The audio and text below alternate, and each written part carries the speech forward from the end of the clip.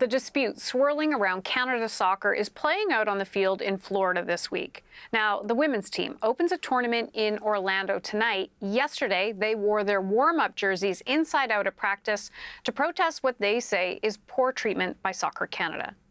I think we've made it pretty clear that we're operating under a protest at the minute. So we made a decision as a team that we were going to do this and show our solidarity together. And this is one of the ways that we decided to do that. Players say they're being forced onto the field by Canada Soccer after the organization threatened to sue them if they didn't play. The team is upset over cuts in funding to their program in the lead-up to this summer's World Cup. So let's dig into this more and bring in Carrie Serwetnyk. She's a former player on the Canadian women's national team and the first woman inducted into the Canadian Soccer Hall of Fame. Joins us now from Vancouver. Welcome to the program. Thank you. It's a pleasure to be here. Yeah, happy to have you on and dig into this a bit more. Take us back to when the players first announced their strike. What did you think about this?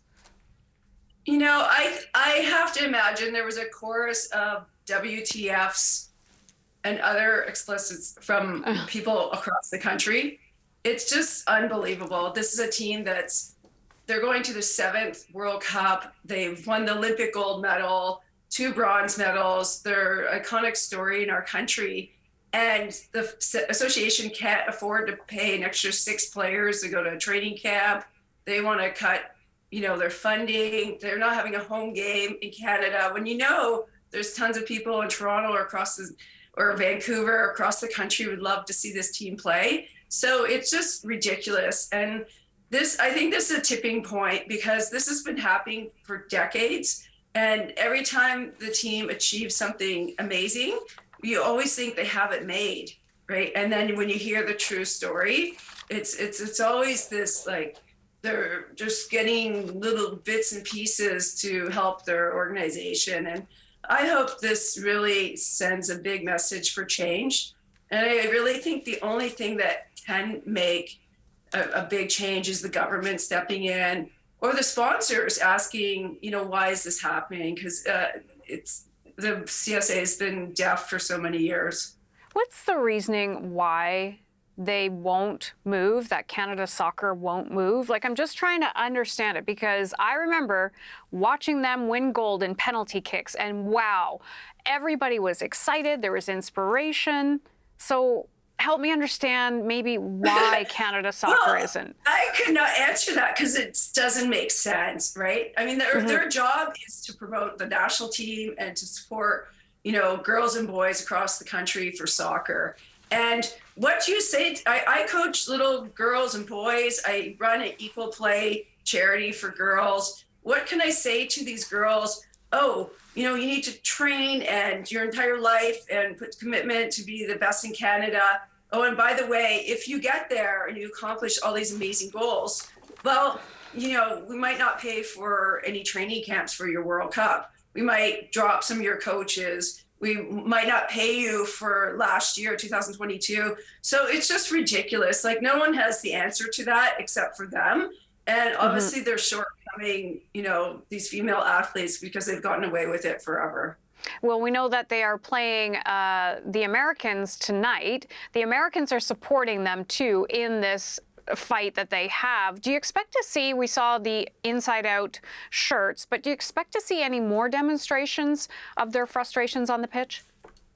Well, yeah, I'm really proud of them because, first of all, Christine Sinclair, she's always been so graceful with her words. She's very mindful of how she answers questions over all these years. And for her to just be swinging right now and complaining, it really shows they're upset, right? So I'm sure there'd be some kind of, maybe they take their shirts off or they hide something. I don't know the answer to that, but you can surely expect the Americans to be on their side. The Americans have led the way, for female empowerment and change and law reforms for a long time, right? And so, unfortunately for women, I think is we think we need to win an Olympic medal or a World Cup to be able to stand up and say something, for change. Like, as if it's like you have to come to this really high level to be asking for what you want. And I think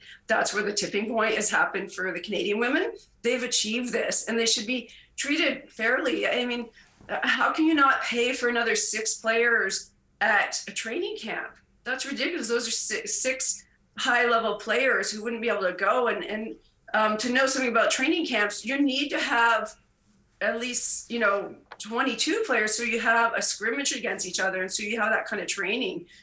There's going to be injuries. Coaches are trying to make decisions about what players they're going to choose, right? So you need to have that larger number so that you can whittle it down to the number of players they'll actually end up taking. And for them to just even take that away is just ridiculous. How much does it cost to bring in an extra 6 players? Do you have any faith still in Canada Soccer that they might do the right thing? No, actually, it's been decades. It was great. I went to the World Cup in Qatar. It was great to support the men. They had Canada Soccer house party, and it was fun, and we were all like nice to each other, right? So I don't want to bash anybody, but the end game is this keeps happening, and that's why I think we need to have investigation into Soccer Canada, and it's got to come from higher source. They're not just going to change. Somebody's making a lot of money from this, right? Who are those people? Where is the money going into? Why aren't the women, gaining from all of their accomplishments over the years, right?